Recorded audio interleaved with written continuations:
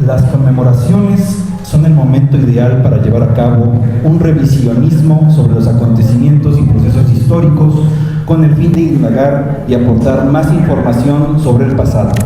Debido a que, como precisa el historiador Mark Brock, el pasado es por definición algo dado que ya no será modificado por nada, pero el conocimiento del pasado es una cosa en progreso que no deja de transformarse y perfeccionarse. Precisamente, la reflexión y conocimiento sobre el pasado es lo que nos convoca esta tarde en la antigua estación del ferrocarril de Amozoc, Puebla. Por ello, les doy la bienvenida a todos los asistentes al conversatorio interdisciplinario Fe, Estado y Nación en Conflicto a 100 años de la Guerra Cristera. Antes de iniciar, quisiera agradecer a la Dirección de Acervo Cultural de la Secretaría de Arte y Cultura del Gobierno del Estado de Puebla y, por supuesto, a la maestra Alín Guadalupe Vázquez Mateos, síndico municipal y en representación del Ayuntamiento del municipio de Amozoc.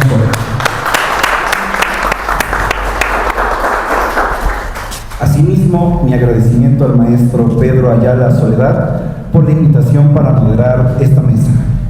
A continuación, comparto con la audiencia las semblanzas curriculares de nuestros ponentes.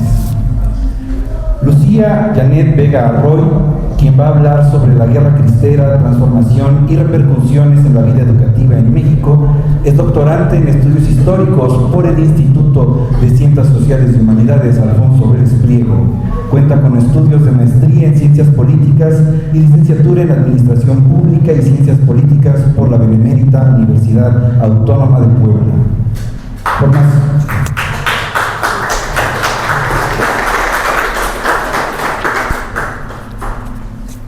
Asimismo, presentamos a la segunda ponente, Isabel Gutiérrez Hernández, quien es maestra en Género y Estudios Feministas, grado obtenido con mención cum laude en la Benemérita Universidad Autónoma de Puebla. Su formación profesional se ha desarrollado en las humanidades.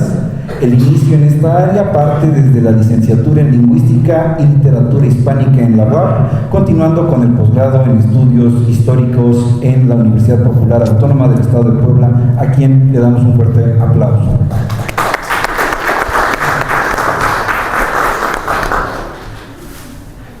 Pedro Ayala Soledad es licenciado en Historia por la Facultad de Filosofía y Letras de la Benemérita Universidad Autónoma de Puebla.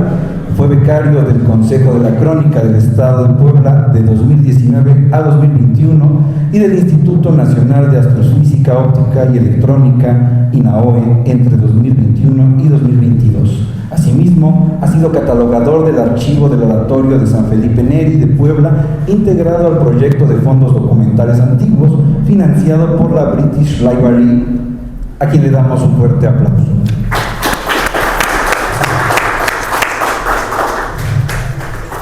De igual manera, de forma virtual, va a participar María del Carmen Cordero González con su ponencia Narrar el Martirio, la historia de vida de Santo Toribio Romo desde la memoria familiar. Para dar inicio,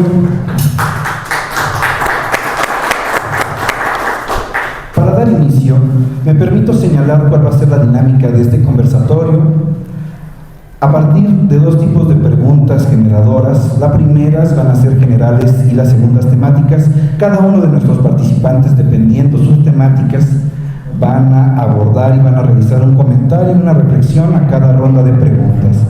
Para el caso de las preguntas temáticas, si alguno de los demás ponentes quiere complementar la información, puede realizarlo al alzar la mano y, claro, de manera breve. Se les recuerda a los ponentes que sus respuestas deben ser precisas para dar pauta a las siguientes preguntas. Cada ponente tiene 3 minutos para responder. Siendo así, al finalizar la ronda de preguntas, se contará con la participación virtual de la cuarta participante, la maestra María del Carmen Cordero González, como ya se mencionó. Primera pregunta general para los ponentes. ¿Cuál fue su interés por investigar alguna de las problemáticas particulares que tuvo relación con la Guerra Cristera? Bueno, muchísimas gracias. Igual quisiera también agradecer la invitación para poder estar el día de hoy con ustedes compartiendo un rubro del tema de investigación que yo realizo actualmente, y creo que esto mismo responde a la pregunta que comenta Alan Villegas. Yo realizo estudios de investigación de movimientos sociales y en este momento movimientos estudiantiles.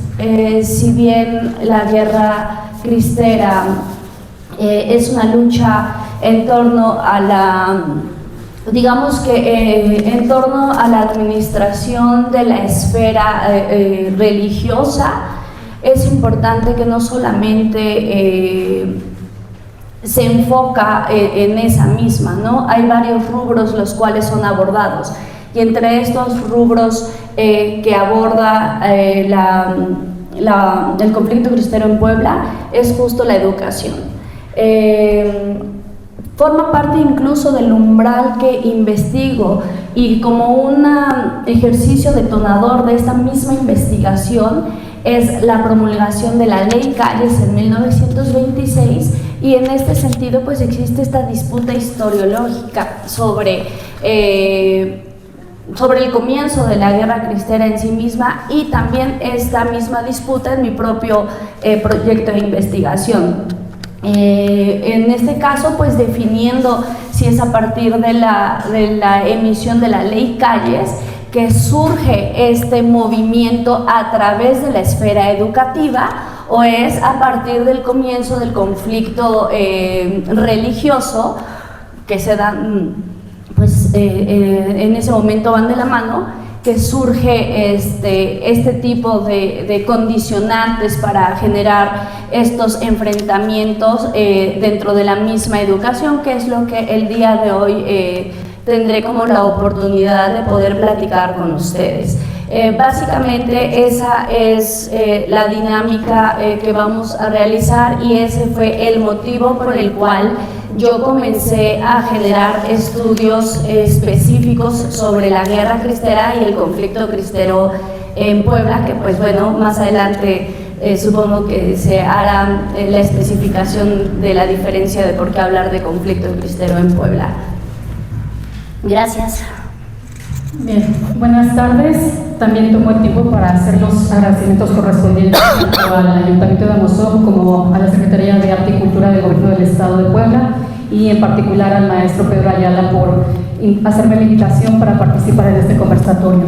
Bien, ¿de dónde surge el interés hacia estos temas de la guerra cristera? Yo soy, mi formación inicial está en la literatura, soy licenciada en Lingüística y Literatura Hispánica, y el trabajo que hice para obtener el grado fue en torno a los recuerdos del porvenir de Elena Garro. Esta novela aborda dos periodos importantes, que es la Revolución y el periodo precisamente del conflicto religioso, la cristiada. Entonces de ahí nace mi interés, y bueno, era necesario que yo fuera al discurso historiográfico para entender esta parte en la que estaba inserta la novela de Elena Garro. Ya hace un momento el moderador, el maestro Alan, aludía a estas relecturas que se tiene que hacer con la conmemoración de los 100 años del conflicto religioso. Creo que también, y valga el tiempo que ahorita se me permite en el micrófono, habría que hacer también una relectura de la obra de esta escritora, aprovechando los 100 años de la guerra cristera, porque es importante releer a Elena Garro. Aborda estos dos momentos históricos que son la Revolución y la guerra cristera, y sobre todo Elena fue una escritora poblana a la que hay que darle la debida importancia. Bueno, paso entonces el micrófono. Muy buenas tardes, muchas gracias, y agradezco tanto al Ayuntamiento como a la Secretaría de Arte y Cultura por organizar este conversatorio, también a todos los participantes, las y los participantes. Mi interés sobre la guerra cristera, como se ha enfocado desde mi línea de investigación, desde la licenciatura, ha sido la religiosidad católica poblana. Entonces, el motivo versa en qué pasó con la feligresía, qué hicieron durante la cristiada en estos 3 años, cómo se organizaron y cómo pudieron continuar con sus prácticas religiosas frente a la prohibición del culto privado y a la suspensión del culto público, ¿no? El culto público, la suspensión del culto público fue una decisión del episcopado mexicano en julio de 1926. Ellos decidieron ya no hacer misas, que las misas se suspendieran, y el gobierno fue el que un año después prohibió el culto privado, es decir, las celebraciones religiosas en las casas, en los domicilios de la grey. Entonces ese es uno de mis intereses, conocer las actividades de la feligresía frente a la suspensión de los cultos.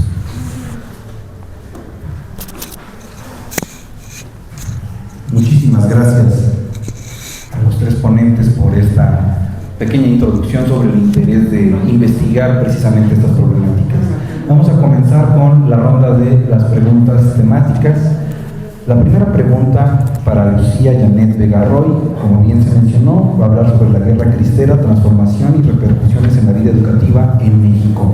Primera pregunta: ¿cuál es la importancia de analizar el ámbito educativo como una arena de disputa para implementar los proyectos de nación y cómo se relaciona con la guerra cristera? Muchísimas gracias. Como bien les comentaba hace un momento, suele ser un error pensar que el conflicto cristero se centra en la administración y gestión y control de la religiosidad en el país.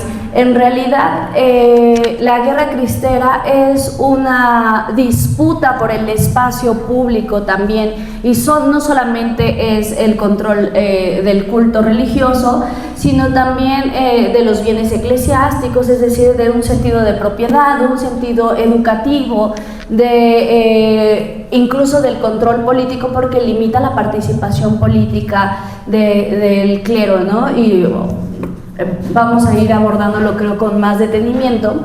Entonces creo que es importante nosotros cambiar este giro en torno a cómo vemos la problemática del conflicto cristero, porque es a partir de ello que nos damos cuenta la magnitud que cobra y el sentido que cobra en todos estos ámbitos, ¿no? Si bien sí fue una guerra que enfrentó un grupo, el Estado contra un grupo religioso, sí hay ciertas especificidades en torno a otras esferas de control y dominio, ¿no? Y esto se puede recalcar por ahí de 1934 con la modificación del artículo 3º constitucional sobre la educación socialista, que da comienzo a una segunda etapa que es menos conocida porque también pudiese parecer menos violenta, no alcanza el nivel de adeptos como la primera etapa del 26 al 29, pero creo que enfoca perfectamente el conflicto en torno educativo, y como bien dijera el expresidente de Calles, pues era una lucha por las conciencias de la niñez y de las juventudes en el país, ¿no?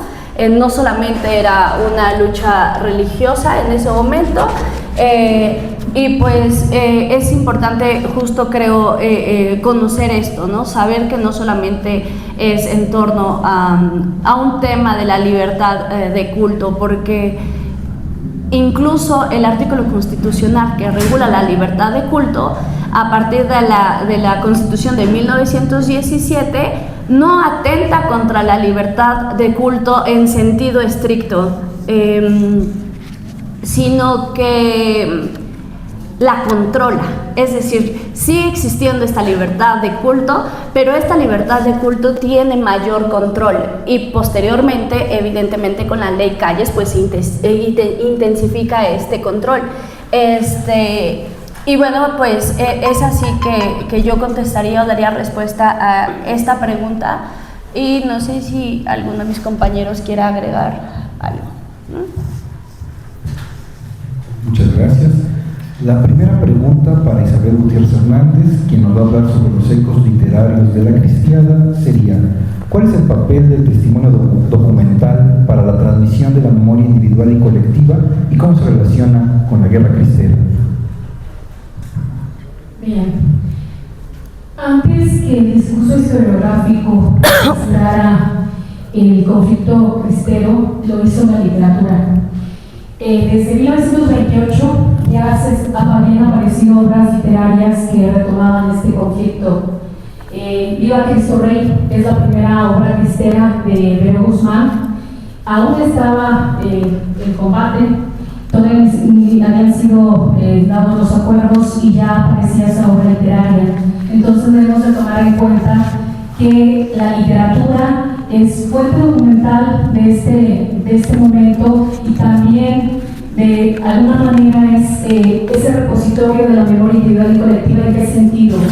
Ahí se registran lo que los documentos que consideramos como vaya a registrar la historia oficial, no los va a sancionar las experiencias de los cristeros, ese dolor, ese trauma, esas afectaciones que tuvieron las poblaciones con este conflicto, se va a encontrar en la literatura. Repito, la obra literaria sancionó mucho antes que la historia sobre el conflicto religioso. Recordemos que es hasta el 66 con Alicia Olivera Sedano que se habla acerca de este conflicto, y ya bueno, más adelante vendrá Jan Meyer en el 73, acá los compañeros se me corrigen. Incluso también Alicia Olivera Sedano es precursora de hablar de la literatura cristera. Entonces, de ahí la importancia de también considerar la parte literaria, porque ahí se recoge mucho del sentir de los cristeros, de qué les aconteció. Claro está que aquí hay que hacer esta distinción del discurso literario y el discurso histórico, pero es una primera fuente y es una fuente muy importante. Incluso muchos de los historiadores que son los especialistas en esta temática recurrieron, incluso tienen publicaciones dedicadas a la literatura. Ya le he mencionado a Alicia Olivera Sedano, y también Jan Meyer tiene algunas publicaciones que dedica a la literatura cristera. Hace un prólogo, me parece, a una antología del cuento cristero del 93, de 1993. Bueno, así contesto esta pregunta. Gracias. La primera pregunta para Pedro Ayala Soledad, quien aborda el tema Entre las armas y la fe, la cristiada en Puebla. Sería que nos mencionara el ponente cuál es la diferencia entre guerra cristera y cristiada.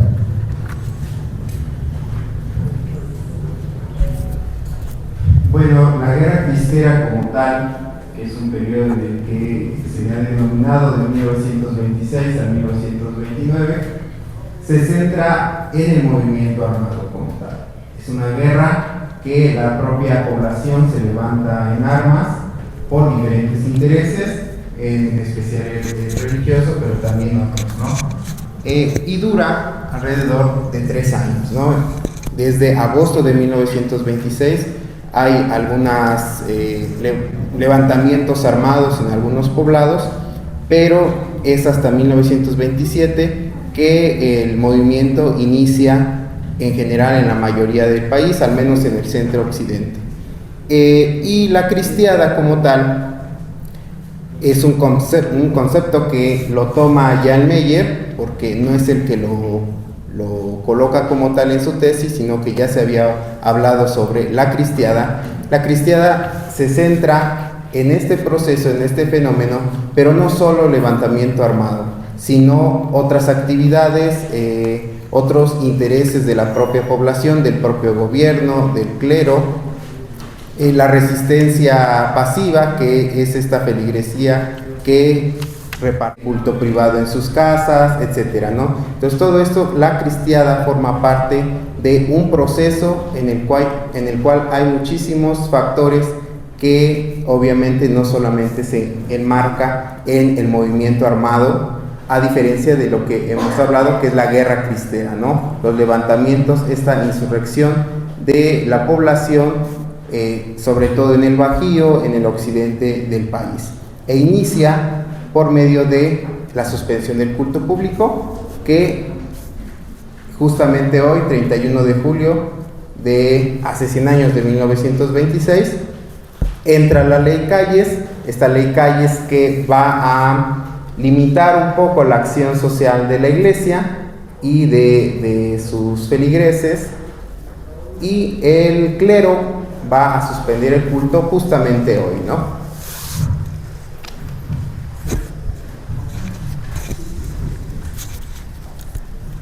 Segunda ronda de preguntas para Lucía Janet Pegarroy. ¿Cuál fue el impacto y las transformaciones que generó la organización escolar anticlerical en los años 20 y las consecuencias en los años 30 del siglo XX? Sí, bueno, el impacto se puede medir a partir de algunas cifras, por ejemplo, de la forma un poco más cuantitativa. Pero creo que el gran impacto que se tiene en la sociedad es más a partir de una forma cualitativa. Es decir, ahorita les explico la parte cuantitativa, pero creo que es importante aclarar esto. Las implicaciones que tienen las modificaciones constitucionales a partir de las reformas que existen en la Constitución con las leyes de reforma. Bueno, primero es la Constitución, primero son las leyes de reforma, después se adhieren a la Constitución. Nos crea probablemente un cuestionamiento sobre por qué es que si ya existían medidas anticlericales en el siglo XIX, resulta tan importante la contención de estas medidas anticlericales en el siglo XX, ¿no? Pues es importante, creo que todo esto en torno a la educación laica específicamente del artículo 3º constitucional, aclarar que se magnifican justo por la adecuación de la Constitución de 1917, que funciona en un estado, digamos, ideal.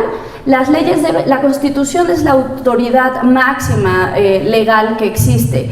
Pero las leyes de reforma no fue así. Primero se implementaron las leyes de reforma y estas luego fueron adheridas por cuestionamientos que iban surgiendo por la conformación del Estado mexicano, que surge a partir del siglo XIX. Entonces es así que en el siglo XX sucede a la inversa, como debería de ser, ¿no? Surge primero la Constitución de 1917 y a partir de esa misma las reformas de las leyes secundarias. Entre estas leyes secundarias se emite la Ley Calles, y la Ley Calles emite también sanciones y regula penalmente, porque la Ley Calles tiene otro nombre que en la siguiente ronda les comentaré porque se me acaba el tiempo, pero regula, castiga y vigila estas mismas leyes constitucionales, es decir, incrementa el rigor el Estado, y anteriormente no lo hacía de manera penal. Creo que esa es la principal digamos, relevancia e implicación que tiene sobre el proceso educativo, la cierre de colegios religiosos, clausura y expulsión, por ejemplo, de algunos ministros religiosos que se dedicaban a la educación también. Gracias. Gracias. Segunda pregunta para Isabel Gutiérrez Hernández. ¿Cómo se desarrolló la creación y lectura cristera desde la clandestinidad? A ver, la literatura cristera se considera que en su primera época fue una literatura clandestina. ¿En qué sentido? Muchas de las obras que se publicaron en la primera etapa, es decir, entre finales de los 20, 28, ya mencioné una obra, los 30, esa primera etapa de esta literatura, eran editadas con un sello principalmente del Paso, Texas. Los editores mexicanos buscaban no involucrarse con esta problemática que existía entre el Estado y la Iglesia, no querían tener problemas, entonces quizá eran editores mexicanos, pero se ponía un sello editorial extranjero. Entonces, en estos momentos beligerantes entre Estado y Iglesia, se dice, la literatura cristera era leída de manera clandestina, no era precisamente del gusto del gobierno, como en algún momento, digamos, que pudiera considerarse que habría sido la literatura de la Revolución, porque sí resaltaba en algunos momentos a esos gobiernos emanados de este movimiento. Entonces, la literatura cristera, por eso, y ahí está la razón de algo que más adelante se va a comentar, fue durante mucho tiempo omitida en los estudios literarios por asociársele precisamente con la religión, con algo que ese momento o la ideología del momento consideraron como algo retrógrado, y así esa línea siguieron los estudios literarios. Bueno, y quizá esa sea la respuesta por el que se le dé ese adjetivo de por qué pudiera haber sido clandestina la literatura que se publicó en esa primera época de la cristiana. Gracias.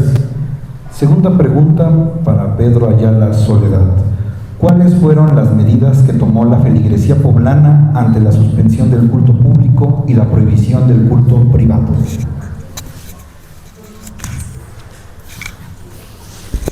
Bueno, desde antes de que iniciara el 31 de julio de 1926, donde era el día en que se suspendía el culto público y entraba en vigor la ley Calles, que limitaba el número de sacerdotes en cada estado, la feligresía, a través de sus impulsos religiosos, sus intereses, fue a las parroquias, a sus sedes parroquiales, para recibir los sacramentos. Es decir, una efervescencia católica en los templos para que se les administraran el matrimonio, los bautizos, etc.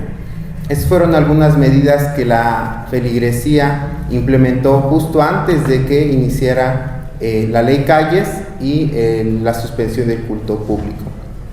Ya con el culto privado, lo que la feligresía hizo fue que en sus propios hogares o en sus propias poblaciones instalaron altares muy provisionales para que en esas casas se realizaran las misas, se les administrara los sacramentos. Afortunadamente, en los archivos parroquiales, que incluso es uno de los en Amozoc, se encuentra algunos libros donde el cura es el que todavía administra los sacramentos antes del 31 de julio de 1926, y después administra los sacramentos y realiza las misas en las famosas casas que nosotros conocemos, los que somos de Amozoc, las casas coloradas, ¿no?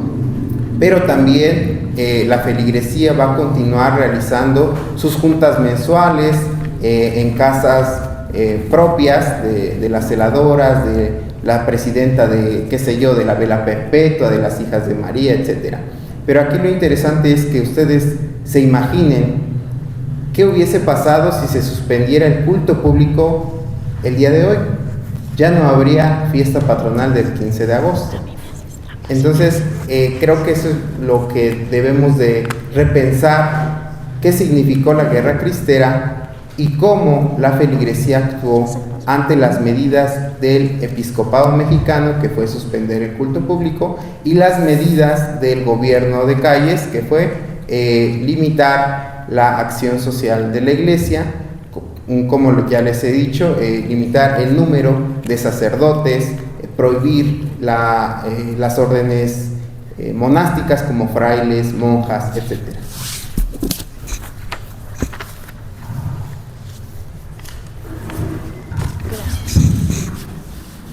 Tercera pregunta para Lucía Elena Vega Roy.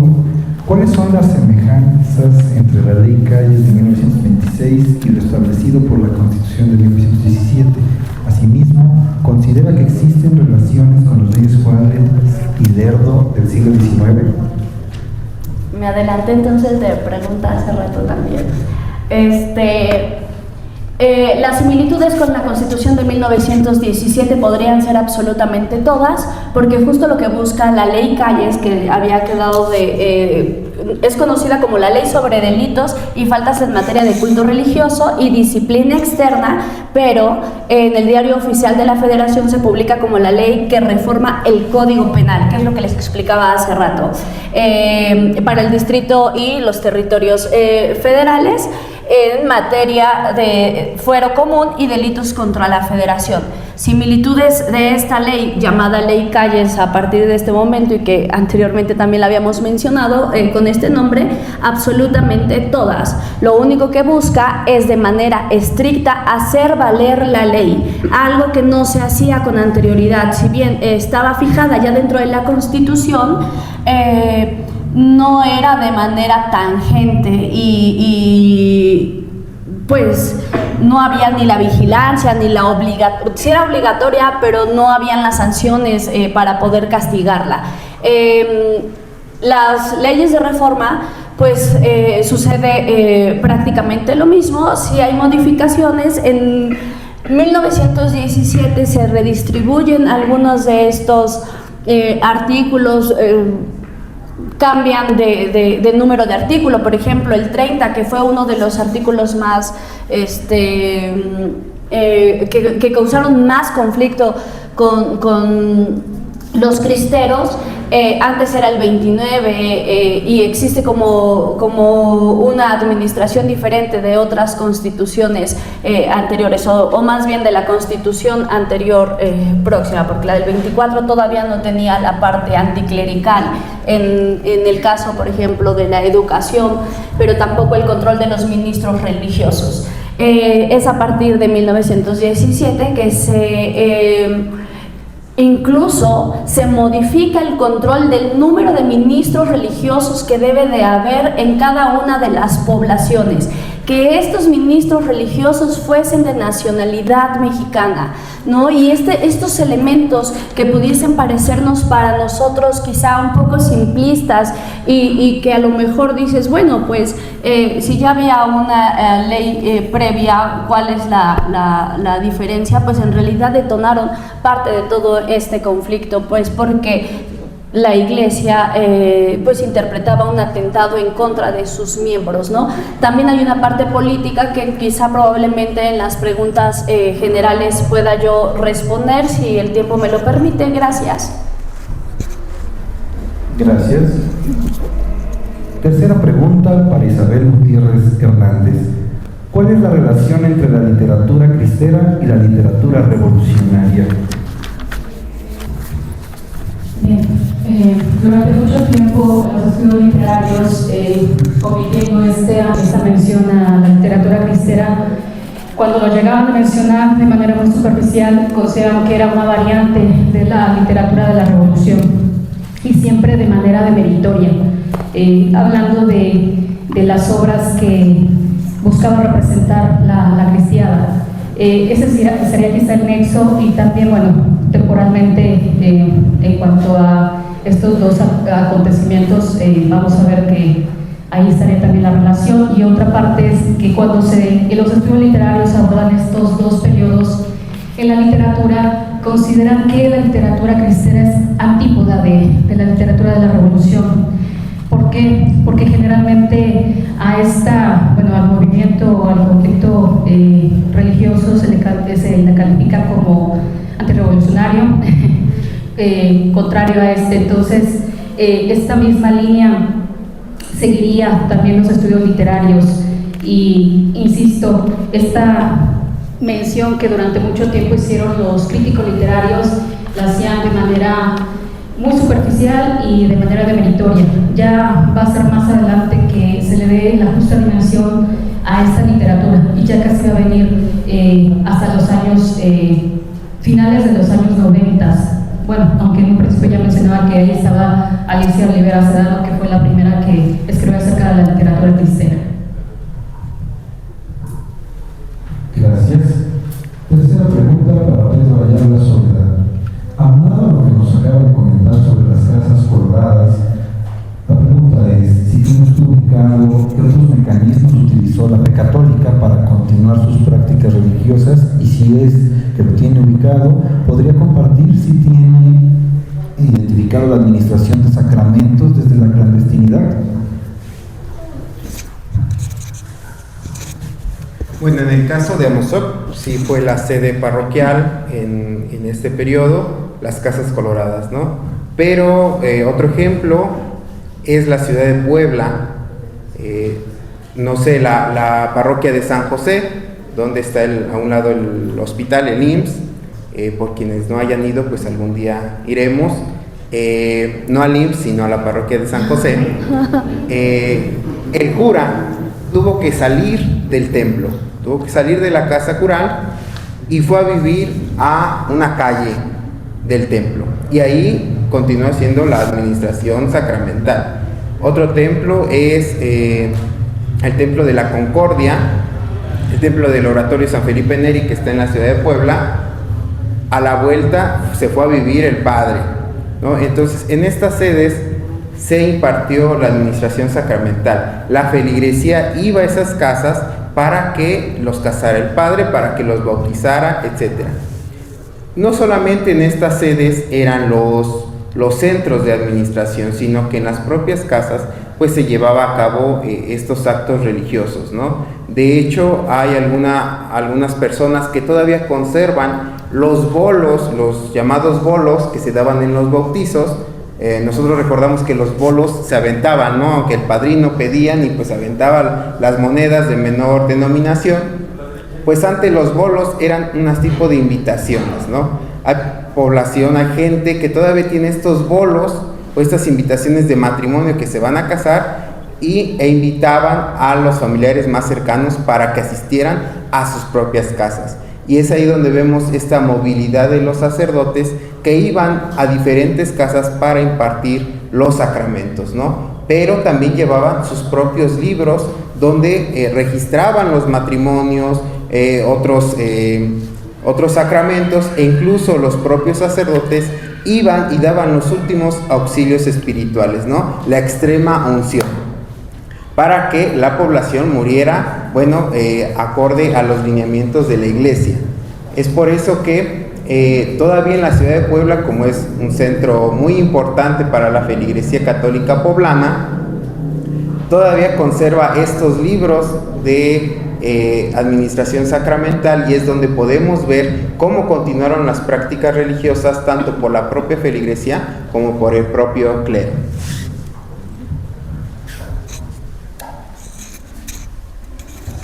Muchas gracias. A continuación será la segunda pregunta general para nuestros tres ponentes. ¿Qué otras problemáticas y aspectos consideran que no se han investigado sobre la guerra cristera y la cristiada en Puebla que puedan ser nuevas vetas de investigación? Bueno, pues justo lo que les comentaba en un comienzo, los aspectos que deben de estudiarse para poder analizar o dar un análisis más completo y detallado sobre el conflicto cristero, la guerra cristera y la cristiada respectivamente, pues son múltiples. Obviamente pues es trabajo parte de nosotros como historiadores ir narrando estos acontecimientos de la manera más objetiva que puedan brindarse, pero también hay aspectos que han sido quizá no abandonados, pero poco estudiados. Uno de ellos es la educación, por ejemplo. Hay pocas investigaciones, al menos desde la parte académica, porque creo que debemos de diferenciar que cuando hablamos de quizá la publicación de algunos libros, no todos los libros son académicos, ¿no? Por ejemplo, una novela histórica no obedece con la rigurosidad que la academia amerita, y creo que estos aspectos son importantes y que han generado un vacío historiográfico que puede ser una invitación para los próximos historiadores a abordarse, y no solamente el aspecto educativo, sino también, por ejemplo, la gestión del espacio público, ¿no? Para mí es como sumamente importante porque también había un control por abordar. Otro son, ¿qué pasó con las religiosas? ¿Sí? Las religiosas se encontraban en los conventos. Todos hemos conocido un convento, aunque no hayamos entrado, pero al menos pasado. Estos conventos donde durante este periodo de la guerra cristera tuvieron que esconderse. ¿Sí? Tenemos, por ejemplo, el de Santa Mónica. Las religiosas tuvieron que esconderse en lo más profundo del edificio, mientras que a los lados pues seguía funcionando como una vecindad, ¿no? Otras religiosas pues se fueron a vivir con gente que podía mantenerlas, y mantener de 15 a 20 personas más y darles de comer pues no es fácil. Entonces yo creo que no es fácil darles de comer diariamente, desayuno, comida y cena, si es que les iba bien. Entonces creo que ese es un tema muy poco abordado que ha pasado con las monjitas durante este periodo de los 3 años, ¿no?, de guerra de la cristiada, porque no sabemos muy bien cómo funcionó su vida dentro de una casa particular. ¿Sí? Hay algunos que todavía, algunas religiosas, dejaron diarios de cómo vivían, pero no siempre es fácil poder acceder a estos documentos, porque lo tienen las propias religiosas, porque lo tienen las familias como archivo privado. Entonces es difícil acceder a estos documentos, pero sería muy interesante conocer qué pasó con las religiosas o qué pasó con los curas. Por ejemplo, en la Iglesia de la Concordia está un recetario de cuánto gastaban para darles de comer a los 3 sacerdotes, ¿no? Al final de cuentas no les alcanzaba, y ellos vivían de las limosnas que les daban. ¿Quiénes les daban? Pues las asociaciones femeninas, entre ellas las Hijas de María, que eran las que seguían aportando la limosna para que los curas pudieran seguir comiendo, a pesar de que no les alcanzaba. Pero bueno, esos son algunos temas que aún podrían abordarse. Ok, bueno, también ahorita que están comentando y mencionando este punto, para mí es importante ahora mencionarles un dato curioso, y es sobre la Madre Conchita. No sé si ustedes han escuchado sobre ella, ahora que decían sobre el papel de la mujer en este conflicto armado. Digo, además de las asociaciones que existían, como por ejemplo el de mujeres católicas religiosas, por su parte la contraparte de los Caballeros de Colón, porque es muy conocido Caballeros de Colón, pero no hablamos, sí es estudiado, y el tema es que no se visibiliza a pesar de que exista el estudio. Pero bueno, en este caso lo que les comentaba sobre la Madre Conchita es una madre que era capuchina y que a partir de la guerra cristera se empieza a involucrar y a asistir a varias juntas y reuniones, obviamente clandestinas, y conoce a José de León Toral, quien la acusa tras su arresto, después de haber asesinado a Álvaro Obregón, de haber sido la autora intelectual del asesinato. Y ella responde que cuando le hacen una de las declaraciones, responde que ella no recuerda haber dicho eso, que ella dice muchas cosas y pues que no recuerda haberlo dicho. Si bien ella no fue quien disparó a Álvaro Obregón, pues es una de las artífices intelectuales del por qué Toral realiza ese hecho. Es juzgada y es mandada a las Marías, ¿no? Y ahí pasa, pues hasta el 34 me parece, si no me equivoco, que es liberada, pero tenía una condena de 20 años, o sea, tenía que estar más tiempo ahí. Y pues afortunadamente o desafortunadamente, no lo sabemos, pues es liberada previo a esto. Perdón. Sus memorias. De hecho, la Madre Conchita es un gran ejemplo de una religiosa durante el periodo de la cristiada, porque fue el chivo expiatorio de tanto del clero como del Estado. ¿Por qué? Porque tuvo relaciones en comunicación con León Toral. Ella se reunió con él, habló con él, y León Toral pensaba que era muy bueno matar a Álvaro Obregón, que era el presidente, bueno, el futuro presidente después de Calles. Entonces imagínense, matar al candidato, pues ya con eso tenían. Y saber que la Madre Conchita estuvo involucrada, pues dio como fin arrestarla, ¿no? Acusarla por este delito, que bueno, ella no le disparó a Álvaro Obregón, pero que sí estuvo en contacto con León Toral, ¿no? Al final de cuentas, el clero dijo que no era religiosa, después dijo que sí era religiosa, el presidente Calles también fue a visitar en la cárcel, etcétera, pero al final pues es un gran ejemplo de lo que ocurrió con una sola religiosa, que al final fue apresada y llevada a las Islas Marías, ¿no? Y estar ahí pues ya era lo peor del mundo. Perdón, nada más como acotación acerca de esta figura de Madre Conchita. Existen sus memorias, se publican en el año 62, en 1962, para quien quiera ahondar acerca de esta figura importante en este periodo. Gracias por sus comentarios generales, y precisamente es importante ver cómo aún hay mucho que investigar e indagar sobre los documentos, sobre las mujeres, sobre las religiosas, y por supuesto también algo que comentó Pedro sería la parte propiamente de los archivos privados, una riqueza invaluable de memoria histórica. Vamos a continuar con la segunda ronda, la ronda final de preguntas temáticas. La primera para Lucía: ¿cuáles fueron los cambios que implementó la Ley Calles de 1926 para la regulación de las escuelas y cómo fue la participación de la Unión Nacional de Padres de Familia? Bien, bueno, les hablaba hace un momento sobre las leyes constitucionales y las leyes federales que modificaron el Código Penal. Pero también hay más leyes secundarias que van surgiendo, y entre ellas está el reglamento de vigilancia de las escuelas, tanto públicas como privadas.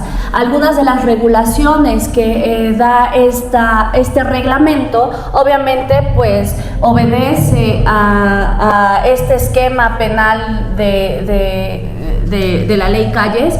Es evitar tener, por ejemplo, objetos de culto religioso como cuadros, cruces, santos, cualquiera que sea, en escuelas particulares que anteriormente probablemente eran de orden religioso. Otro punto, y me parece que es el artículo 6º de la Ley Calles, no quisiera equivocarme, estoy casi segura que así es que bien, si no modifica directamente la educación, sanciona los claustros religiosos. Y hay que recordar que la educación privada estaba finalmente pues administrada por este tipo de figuras religiosas, que eran quienes daban pues salida y cabo a este objeto. Y algo importante que la Sociedad de Padres de Familia, que preguntaba el maestro Alan, también es fundamental, porque a partir del reglamento emitido después de la Ley Calles para la supervisión y vigilancia, existe una serie de acontecimientos por el cual están totalmente en contra específicamente de este reglamento, de su artículo 20 y 21, donde da obligatoriedad a todas las escuelas de registrarse de manera oficial, que era algo que antes no era necesario hacerlo, para tener una validez en la educación y aceptar de manera inmediata la vigilancia.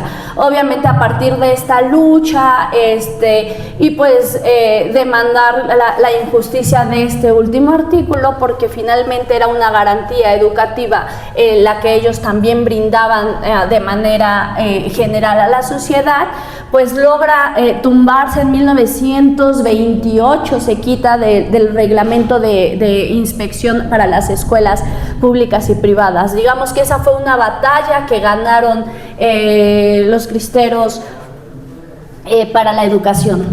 Gracias. Gracias. Cuarta pregunta para Isabel: ¿cuáles fueron los géneros que integraban la literatura cristera y las etapas que la conformaban? Sí, quienes trabajan la literatura cristera la agrupan en 3 periodos. El primer periodo fue hecho por escritores, bueno, incluso muchos de ellos eran escritores profesionales, muchos de ellos fueron testigos, personajes que intervinieron en la cristiada, y comienza desde manifestaciones literarias como pequeños versos dedicados contra personajes del gobierno, himnos religiosos, también algunas canciones que se adaptaban, aquellas canciones que en ese momento eran populares, se adaptaban al tema cristero. Más adelante esta literatura se va complejizando hasta llegar a manifestaciones como novela, como teatro. La primera etapa, menciono, bueno, ya lo decía, es de corte muy documentalista. Están insertos en el movimiento o bien de manera inmediata a los años en los que se dieron los acuerdos comienzan a aparecer estas obras literarias. De esta primera etapa, quizá de las obras más importantes sería Héctor, obra escrita por un presbítero, un sacerdote, David G. Ramírez, que usaba el seudónimo de Jorge Graham. Incluso esta obra causó, bueno, fue muy popular, tuvo muchas reimpresiones y bueno, ya más adelante si hay oportunidad comentaré ello. Ya hay después viene esta segunda etapa en donde ya se complejiza más, hay una mayor calidad literaria, hay, digámoslo así, ya quienes ahí intervienen son escritores con una, no quiero demeritar al decir esta expresión, pero sí una mayor calidad, hablando en la parte literaria, van a ser las producciones que estén ubicadas en esta etapa, que sería ya a partir de los años 40.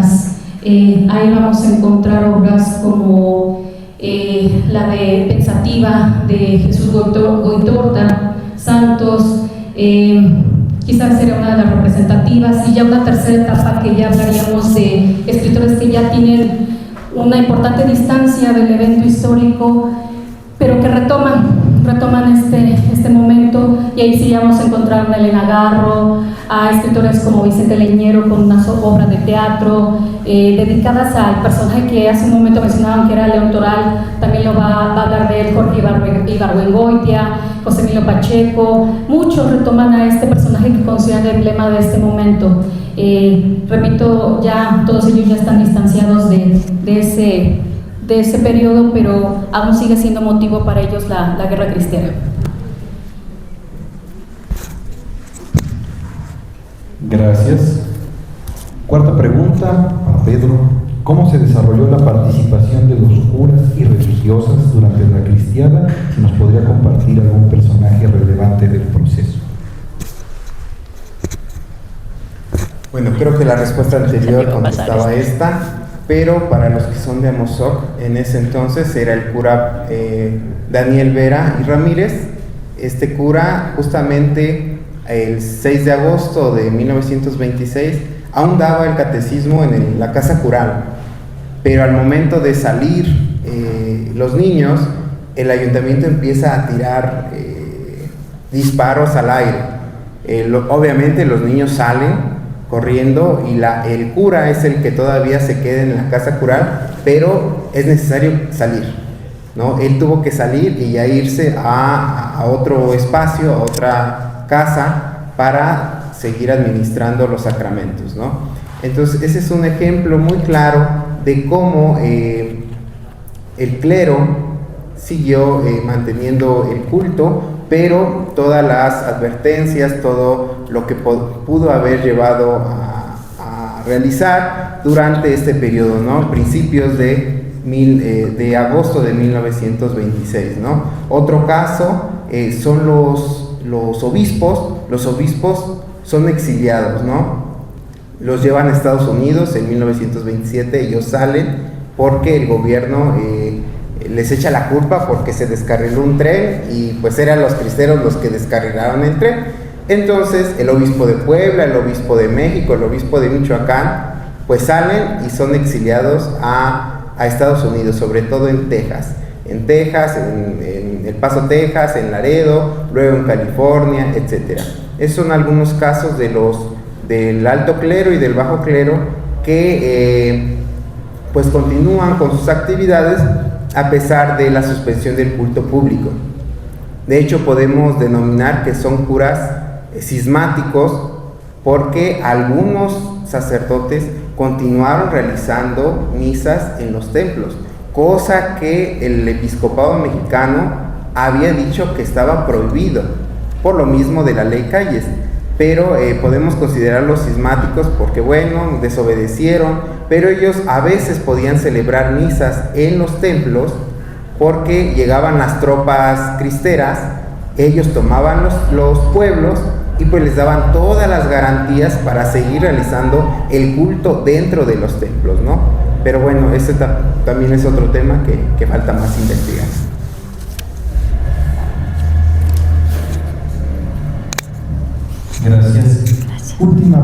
pregunta temática para Lucy: ¿cuál fue el impacto de la regulación en términos cuantitativos para la creación de escuelas primarias particulares entre 1926 a 1928?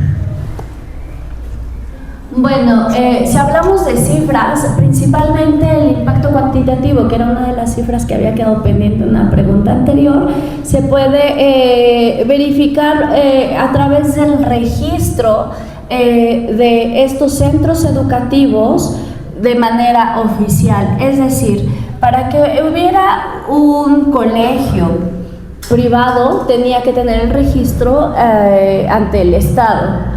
Y este número de registros para 1927 sube cerca, más o menos llega a 1800. Para el 28, viendo que no podían, que las medidas eran rígidas en tanto a la observancia de la propia ley del Código Penal, pues empieza a aumentar el número de registros de estos centros educativos. Pero debido también a las propias exigencias del Estado, al final ya casi del conflicto cristero, empieza a haber una baja de estos registros, pero esta baja no obedece a una desobediencia civil ni nada por el estilo, más bien obedece a las múltiples o a los múltiples cierres de colegios en el Estado y en todo el territorio donde se intensifica y donde existe esta guerra.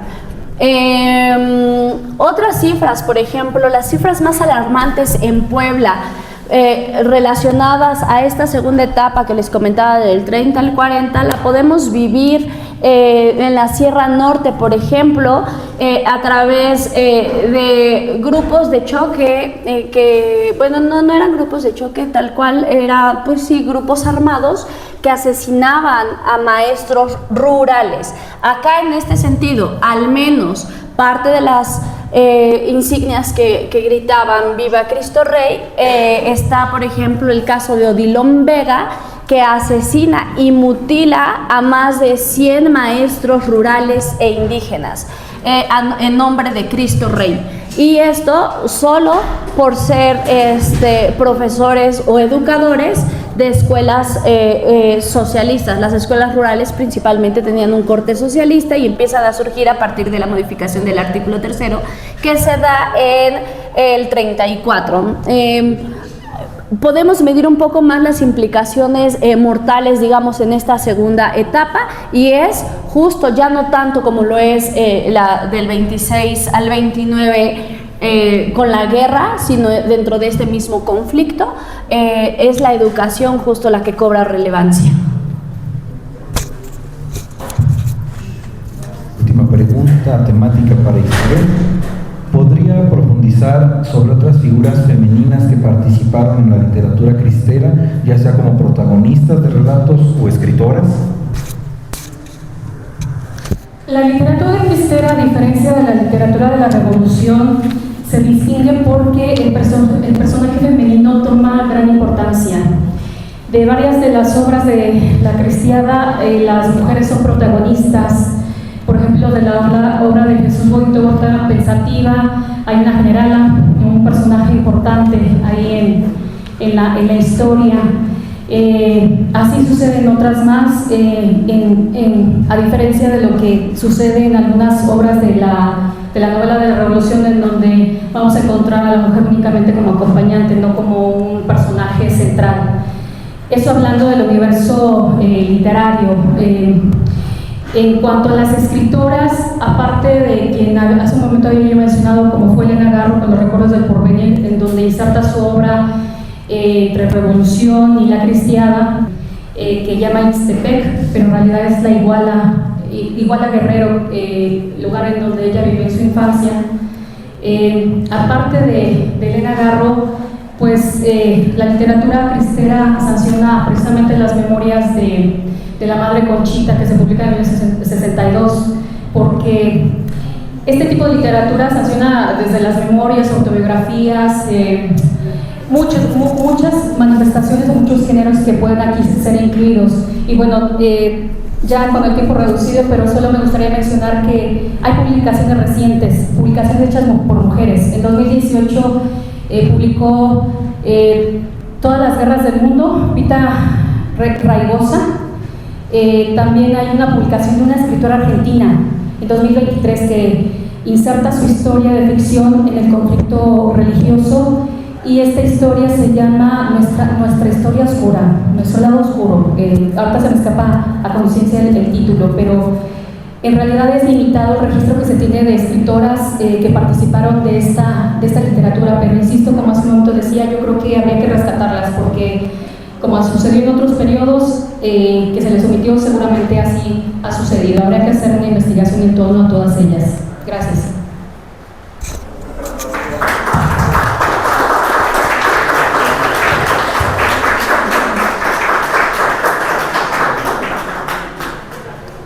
Última pregunta temática para Pedro.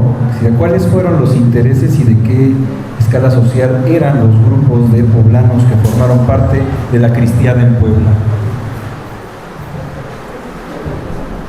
Bueno, como parte de la última pregunta que me corresponde,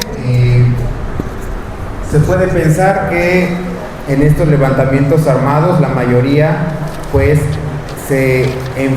formó parte de las filas cristeras porque pues eran católicos, ¿no? Entonces, como estas leyes, como estas medidas para ellos atentaban contra la religión, pues ellos decidieron formar parte de estos grupos cristeros.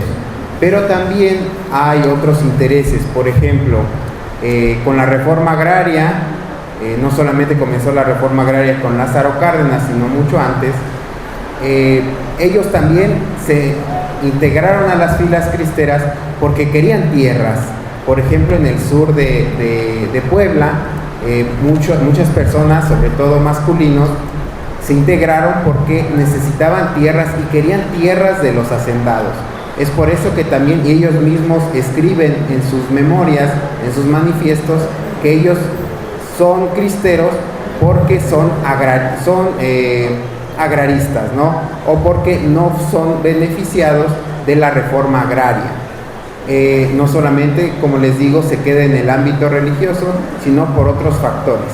O incluso formaban parte de estos grupos porque les caía mal el presidente, porque ellos querían también ser parte de funcionarios públicos, etc. Entonces hay diferentes intereses de la población para unirse al movimiento, pero el principal es el religioso, ¿no? De hecho, pues tenemos la frase, ¿no? Viva Cristo Rey, que esa es la que siempre iniciaban antes de cualquier combate con el ejército.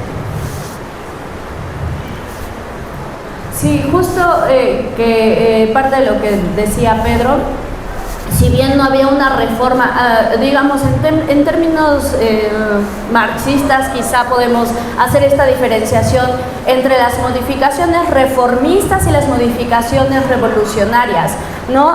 Algunas de ellas se obtienen a través de la revolución y otras a través de las reformas, y pues no están estas posturas que nos llevan a pensar que las reformas se dan gracias a las revoluciones. Si bien, como bien menciona Pedro, no había esta reforma que llega posterior a través de la llegada del gobierno socialista en el 34, hay que recordar que venimos de un conflicto armado previo, que es la Revolución Mexicana. Entonces, estos campesinos que se van uniendo a la guerra cristera son aquellos en los cuales existe descontento por la redistribución de las tierras, que era uno de los lemas por los cuales se realiza la lucha revolucionaria en 1910.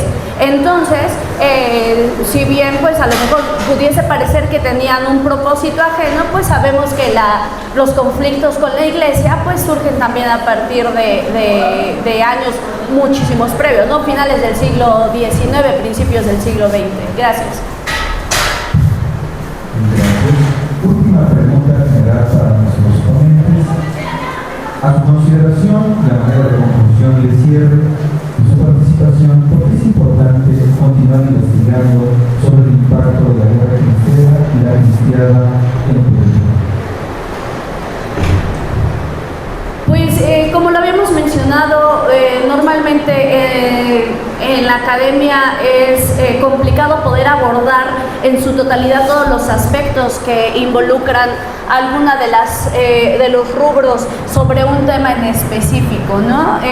Puedes darle la vuelta, no solamente el tema como tal cual, sino la mirada y la perspectiva con la que se ve. Entonces, creo que pasarán muchos años y seguirá habiendo material para poder reforzar estas teorías.